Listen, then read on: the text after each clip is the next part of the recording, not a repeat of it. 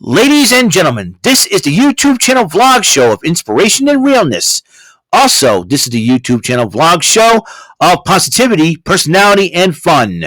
This is Eric Lima Shenanigans of 1977, and now the perpetrator of these shenanigans, Big Beefy E himself from his Big Beefy Man Cave in New Bedford, Massachusetts, Mr. Shenanigans himself, and the two-time Chilling 3000 2022 End of the Year Awards winner, Eric M. Lima.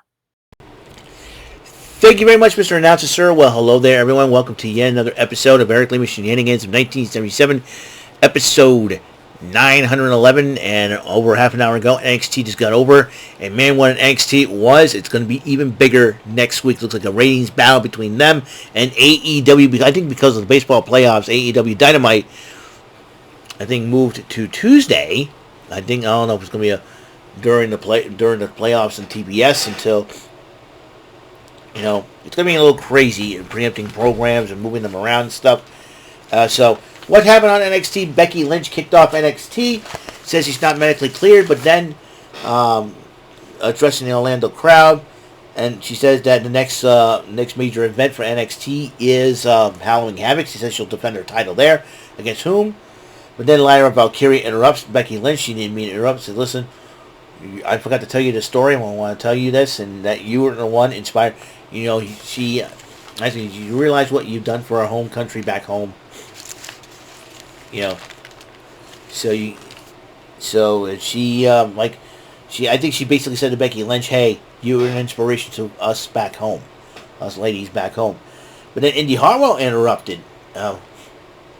She goes, "Imagine if I stand across the ring from you." And Becky Lynch kind of liked the idea, but Indy Hartwell came out and said, "Hey, I had to relinquish the title. I made my home here in NXT. It always will be a home here. I never lost that title because I had to relinquish it due to injury and then getting drafted. I want to get a shot at it again." And then Roxanne Perez basically says the same thing, but she came out to a chorus of boos, which I was really, really shocked. The crowd was really shocked about, because she seems to be a nice young lady. Maybe she's too nice. Maybe she's got the Rocky Maivia syndrome. You win the title too soon, you get booed out of the building, and then you transform into a heel, you become a big star. Who knows what that will happen? And then Becky Lynch says, "I have an idea. Make it a triple threat. Whoever wins will face me at Halloween Havoc Night 1. So all three ladies seem to be cool with the idea. And then Trick Williams arrived at the PC, the new North American champion. Tyler Bate and Butch took on Gallus, Mark Coffey, and Wolfgang. Joe Coffey got involved in a couple of times, and then Tyler Bate and Butch did pick up the victory. Then Gallus decided, well, we're going to jump Tyler Bate and Butch, the British Strong Style, until Ridge Holland came in to make the save and even the score. New NXT champ Ilya Dragunov did address the Orlando crowd, says he'll bring honor to the championship, bring it up much higher and bring more pride to it. And then the new North American champ Trick Williams did interrupt Dragunov, and then he says, and Dragunov tells him, "I'm proud of you. And now that you whooped that Trick." I was like, oh boy. He said the thing. It was cool. And then Carmelo Hayes interrupts Williams, and Dragunov says, "Hey man, I know we're dog, but what's up with this, man? Yeah. He said, "Why didn't you get championship?" Meaning what exactly? So, and why don't you insinuate? And then Dominic Mysterio comes out, says, "Hey, I'm getting my rematches." Hey, and then Carmelo Hayes says, "You know how Judgment Day rolls, man. I know you got my back, but And then Dominic Mysterio goes, "Oh, you gonna still say it's Carmelo Hayes' shadow?" And then, like, Dominic Mysterio, you freaking dork. And then he goes, "You know what? I gotta do this by myself." Trick Williams says, "I gotta do this by myself." I was like, you just suckered Williams into so much pride. How bad was it? Well, anyways. So, triple threat match, Indy Hartwell, Roxanne Perez, and Lyra Valkyria went at it, and these ladies just gave it their all. Becky Lynch was joining Vic Joseph and Booker T on commentary, but during the match, Kiana James came out of nowhere attacking Roxanne Perez, prompting Becky Lynch to kick her a couple of times. But Lyra Valkyria took advantage of the situation by pinning Indy Hartwell and going to face Becky Lynch. And as the two ladies were We're in the ring, and Tegan Knox, who's got a title shot this coming Monday night on Raw, decided to say, hey, what's up with this, man? I'll take on both of you, he said. Imagine that 3 European ladies will take on both. And also, this is huge. Hope the folks in Ireland are going to watch this matchup between Lyra Valkyria and Becky Lynch, because it'll be the first time ever two women from Ireland going to go at it for the championship. So it's going to be in WWE history. So this is a huge, huge deal for the folks back home in Ireland, and I'm sure Sheamus somewhere is proud. So I'm really, really excited about this matchup. And in fact, Lyra Valkyria faces her hero. That would be Becky Lynch. Now, I'm sure the people in Ireland better grab a few pints, sit down, get yourself snacks next week. I know Halloween Havoc. Get ready to watch that matchup, guys, over there. So and then Braun Breaker talks to Carmella Hayes, saying basically destroy everyone, including Triple H. He said, you know what, thanks for advice. All right, And then Dragunov's nameplate was now on the title, and then Baron Corbin interrupts Dragunov and said, hey, besides Mello, I'm the only one that beat you. And is he challenging Dragunov for the championship? Who knows? We're sure, but Baron Corbin. So, Blair Davenport came out to the ring for her matchup, and then Gigi Dolan, the lovely, gorgeous, curvaceous, and babylicious Gigi Dolan, attacked Blair Davenport for the matchup, and then the bell rang. And then Blair Davenport and Gigi Dolan going one-on-one, and that another gorgeous red-headed babe, that's right, that will be Gigi Dolan, ended up winning the matchup. But then Mackenzie Mitchell interviewed Kiana James, asking her why she cost Roxanne Perez back. And it was that Kiana James says, well, Roxanne Perez is getting sick of her. And then she had an idea, made some phone calls, and guess what? You know who Roxanne? And Roxanne. So Kiana James goes, how about this? Next week I got Roxanne Perez in a matchup against none other than, get this, Asuka.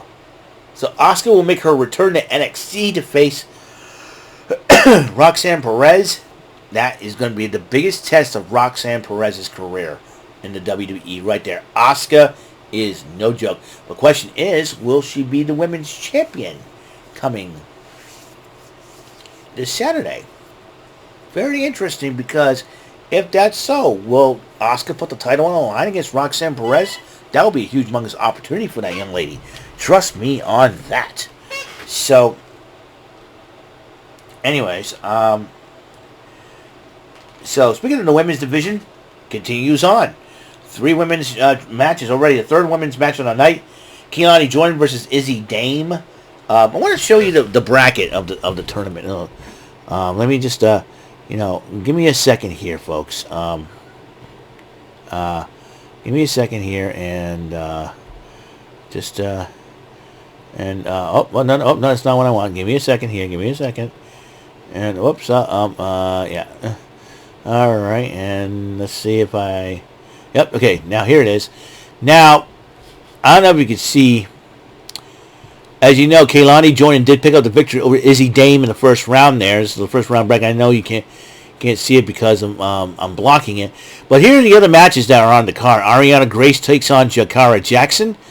And then 2 women will be making their debut on NXT soon. They'll be going against each other. Carmen Petrovic and Jada Parker. And then we've seen these 2 young ladies on NXT, Lola Vice and Danny Palmer. So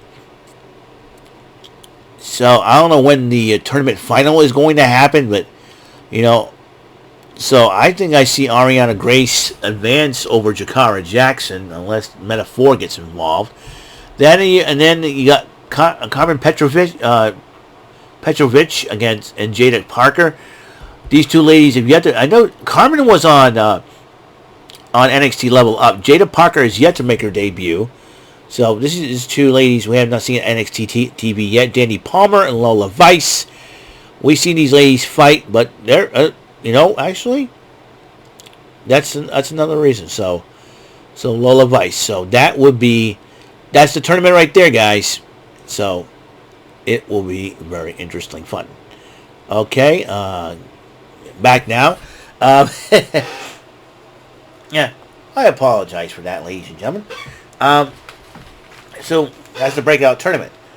Andre Chase and Duke Hudson were talking to Thea Hale and JC Jane, and after the trash talk between Lola Vice, Electra Lopez, and Thea Hale and JC Jane, they said, okay, we'll have a match. And then, as they were getting ready, Andre Chase and Duke Hudson, they were proposing, ringside, to be at ringside in their corner, but Thea Hale was like, nah. JC Jane goes, you know what? That's a good idea. Chase U on 3. So, if Chase U probably needs it, Andre Chase, and they say, you coming on? You coming, Andre? Yeah, coming. So, coming, Chase. So this is the 4th women's matchup. Man watching wrestling on TV vignette again, but here's you notice that he changes the channels of all the wrestling. Most of them are 2nd and 3rd generation wrestlers, like Charlotte Flair, Dominic Mysterio, Randy Orton. And I'm thinking, and that'll be a major hint about who it is. My guess is gotta be Brian Pillman Jr. I mean, there's no doubt in my mind. The Cincinnati Bagels, WCW Saturday Night, the news things. So that is something to think about. So Brian Pillman, when's he gonna debut soon? Who knows for sure. So JC Jane, Thea Hale took on Electra Lopez and Lola Vice, and heck of a match. Lola Vice says she needs a warm-up match before the tournament. But then, and so these two ladies went at it, and Thea Hale made Electra Lopez tap with the Kimura lock. And so JC Jane and Thea Hale picked up another victory. Look out, women's tag team division. And if I were Chelsea Green and Piper Niven, shining them belts up, because if JC Jane and Thea Hale rack up more wins, they'll probably have a challenge. They'll probably have a challenge on their hands. Who knows for sure? Carmelo Hayes was walking out. He got interviewed. He said, "Hey, are you gonna take Braun Breaker's advice?" He goes, "Nah, I got a phone. I got off the phone with a man with some real advice. You know what? I'm gonna take on Braun Breaker next week. But you know who I'm gonna have in my corner? Get this, John Cena. I'm not kidding you. John Cena making his NXT debut next week. Holy bleep. First you got Asuka making her return to NXT in... Oh, crap. Been a long time she's been in NXT. About 9 years? 9 years? And then... Now she's coming back to NXT to take on Roxanne Perez. Now John Cena will be in the corner of,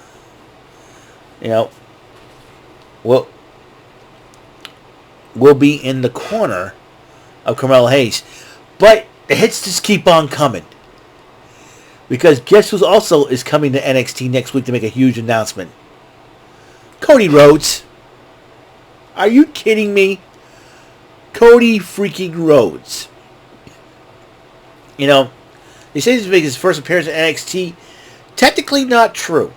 Because when NXT was a reality show on Sci-Fi, that's when the last time Cody Rhodes was on it. We're talking about over a decade. And who did Cody Rhodes have as his protege? None other than Husky Harris, the late great Husky Harris, the late great Bray Wyatt. God rest his soul. So this is Cody Rhodes' first time on an NXT that is the brand now instead of a reality show. So this is going to be huge. So the North American title was on the line. Trick Williams defending it against Dominic Mysterio. Damian Priest and Finn Balor arrived at ringside. And then towards the end of the match, Trick Williams was about to finish off Dominic Mysterio. JD McDonough gets involved. Finn Balor hits Trick Williams with a title. Rhea Ripley and Damian Priest running all over the place, distracting the referee. Dominic Mysterio ends up hitting the frog splash. Dominic Mysterio is now your 2-time NXT North American champion. And now, one more time, the hits just keep on coming. Paul Heyman happens to address the whole situation about Carmelo Hayes and Braun Breaker. He says, and you know what? The tribal chief, the greatest of all time, Roman Reigns, has given me the blessing to give Braun Breaker advice, but not from a phone, not via video. He's going to be in Braun Breaker's corner next week. You know what I say about that? John Cena, bring a bar of soap. Paul Heyman's going to need it again. If anybody does not get that reference, let me know. All right? But I cannot believe it. So, Asuka's coming back to NXT. John Cena will make his NXT debut. Cody Rhodes is coming to NXT. And Paul Heyman. 4 major stars. And one's a manager / advisor or something like that. Are coming to NXT next week. Can you say ratings war? Mr. Lima can. So, that's all the time we have on this show, episode 911. Tomorrow there's supposed to be an emergency broadcasting system for computers and phones. I'm not going to be online between 2 o'clock and 2:30. And once that whole stuff is over, I'll probably jump in at 3. I'm going to try and delete everything to make sure I don't get hacked or anything like that. Because you never know what our stupid government will be up to. I don't like bad-mouthing our government, but you know what? At this rate, I give it up. And that's why I hate politics and politicians so much, because they make so many dumb decisions. It's driving us crazy. But I digress. So next week is going to be huge. And since I have an idea how to watch NXT. Oh, and that's another big thing. Pressure Luck's on next week. Holy Christmas. Holy Christmas. Alright, so I'll see you guys later. I'll see you in the next episode of Eric Lima Shenanigans in 1977. Until then, Mr. Announcer, take us home. That is all for today's episode of the show. This is Mr. Lima speaking for Eric Lima Shenanigans of 1977. A Big Beefy E, doer for Bob Saget production, and in association with A Sweet Bowl for Raving Dingleberries Telepictures and Distribution. Thank you for watching another great episode of Eric Lima Shenanigans of 1977. Until the next episode, goodbye for now.